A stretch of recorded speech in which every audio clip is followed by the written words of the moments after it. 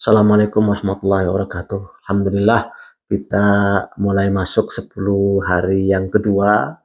Di hari yang ke-11 ini mudah-mudahan Allah Subhanahu wa taala memberkahi kita semuanya, melimpahkan karunia agar kita terus bersemangat untuk meningkatkan dan terus meningkatkan kualitas dan kuantitas ibadah kita di bulan yang mulia ini. Terakhir dari ayat-ayat yang kita baca adalah surat An-Nas. Dan coba kita melihat ke belakang. Di awal kita baca Al-Fatihah. Al-Fatihah itu induk dari segala isi ayat Al-Quran. Yang dimulai dengan pujian, dimulai dengan komitmen, terus memohon ihdinas siratal mustaqim. Terus dijelaskan apa siratal mustaqim itu. Maka di penutup Al-Quran, yaitu surat An-Nas, Allah memerintahkan kepada kita berlindung.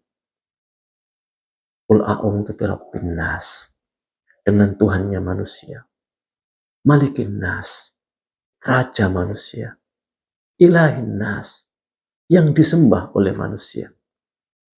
Kalau tadi kemarin kita baca surat Al-Falaq itu berlindung kepada Allah dengan menyebutkan satu nama Allah, Rabbil Falaq, Rabbil Falaq. Berlindung dari 4 hal. Tapi di sini Allah memerintahkan kepada Rasulullah SAW berlindung kepada Rabbun Nas, Malikin Nas, Ilahin Nas. 3 kali berlindung, menyebut 3 nama Allah Subhanahu wa taala, tapi cuma berlindung dari min syarril waswasil khannas. Berlindung dari al-waswas al-khannas. Setan yang selalu membisikkan yang tersembunyi. Kenapa? Kalau di surat Al-Falaq itu bahaya yang mengancam fisik kita, mengancam kehidupan duniawi kita. Tapi kalau dalam surat An-Nas ini mengancam dunia bahkan akhirat kita. Karena ini terkait dengan perjalanan kita. Dan yang membelokkan perjalanan kita itu al-waswas al-khannas. Pembisik yang tersembunyi. Kalau di awal-awal kemarin saya sampaikan, kalau kita mau belanja itu tiba-tiba ada iklan. Nggak kita undang, nggak kita apa, tiba-tiba muncul. Inilah al-waswas al-khannas. Dia tersembunyi tapi tiba-tiba muncul. Nah, al-waswas al-khannas ini disebutkan oleh para ulama bahwa setan itu bersembunyi dalam hati manusia. Ketika manusia itu dzikir pada Allah Subhanahu wa taala, dia sembunyi. Tapi ketika manusia itu lupa, dia mulai membisikkan lagi, datang lagi, membisikkan begitu. Nah, demikian juga kalau saya umpamakan tadi belanja itu ya. Kalau kita cuma membawa uang 10.000 untuk beli pulpen misalnya begitu. Niatnya beli pulpen, ternyata ada iklan macam-macam. Kalau ingat lagi tentang keperluan kita perlu pulpen gitu. Maka iklan apapun nggak akan kita beli sebab kita ingin membeli pulpen. Kalau ingat, ya nggak akan tertarik dengan iklan. Tapi kalau sudah mulai lupa dengan tujuannya, atau sudah merasa tujuan itu nggak penting lagi, atau merasa ada yang lebih penting daripada tujuannya, maka disitulah dia terbawa oleh iklan. Dan manusia ini memohon kepada Allah, ihdinas siratal mustaqim. Ya Allah, tunjukkan kami ke jalan yang lurus. Ternyata setan membisikkan, jangan ke situ, ke sini aja. Ke samping kanan, samping kiri, samping kanan, samping kiri. Dan itu terus, setiap perjalanan kita itu terus begitu. Setiap perjalanan kita ada di persimpangan. Makanya Allah memerintahkan kepada Rasulullah SAW berlindung kepada Birabbin nas, Malikin nas, Ilahin nas. Disebut 3 kali karena ini tujuan utamanya. Terus ingat tujuannya. Jangan tergoda dengan min syarril waswasil khannas. Allah menyebutkan dulu ya sifatnya. Kemudian apa sih pekerjaannya? Alladzi waswisu fi sudurin nas. Kerjaannya itu bikin was-was, bikin bisikan-bisikan dalam dada manusia. Setelah tahu pekerjaannya, Allah baru menjelaskan apa sih hakikatnya, siapa sih pelakunya? Minal jinnati wan nas, dari kalangan jin dan manusia.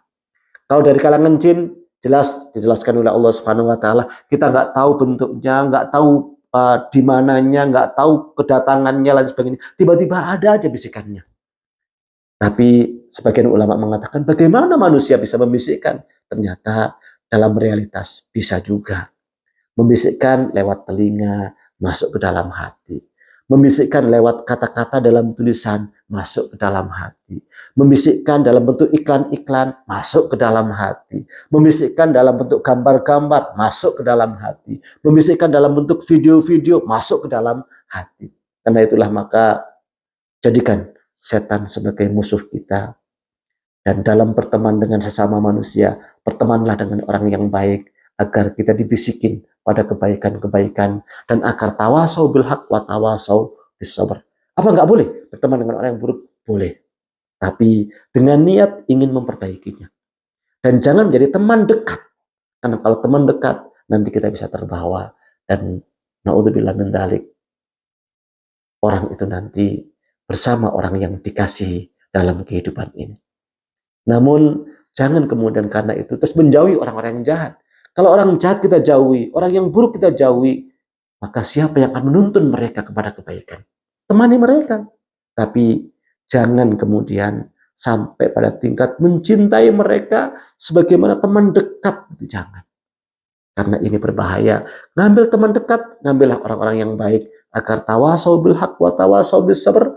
Dan berteman dengan orang jahat, orang yang buruk, berteman dengan niat ingin memperbaikinya, ingin mengajak kepada kebaikan, meskipun jangan frontal, tapi bertahap, satu tahap dengan satu tahap yang lain, sampai dia berubah. Tentu berubahnya tidak juga frontal, berubah dari sangat buruk menjadi agak buruk, menjadi tidak buruk, menjadi baik, dan sangat baik insya Allah, mudah-mudahan. Karena itulah maka Al-Quran di awalnya ihdinas siratal mustaqim, di surat awal surat Al-Baqarah dzalikal kitabul la raiba fi hudan lil muttaqin. Kemudian di tengahnya surat ayat kursi dan dua ayat setelahnya menjelaskan tentang kekuasaan Allah Subhanahu wa taala, menjelaskan tidak ada paksaan dalam agama ini, menjelaskan Allah pelindung. Di terakhir surat Al-Baqarah menjelaskan tentang Allah akan menghisap segala sesuatunya, dan karena itu berat, Allah tidak memberikan kecuali apa yang dimampui oleh umat manusia. Maka di surat Al-Ikhlas kita diajak untuk ikhlas kepada Allah Subhanahu wa taala, fokus pada Allah Subhanahu wa taala. Di surat Al-Falaq jangan sampai kita tergoda dan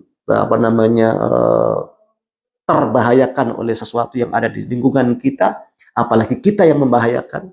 Dan yang terakhir di surat An-Nas, jangan sampai dibelokkan oleh setan dari jalan yang lurus menuju kepada Allah Subhanahu wa taala. Karenanya mudah-mudahan kalau setiap pagi, setiap petang kita membaca ayat-ayat ini, Allah Subhanahu wa taala selalu membimbing kita ke jalan yang lurus. Dan ayat-ayat yang kita baca ini semacam alarm yang sangat kuat, yang sangat kencang, yang terus membimbing kita untuk mendekat kepada Allah Subhanahu wa taala. Assalamualaikum warahmatullahi wabarakatuh.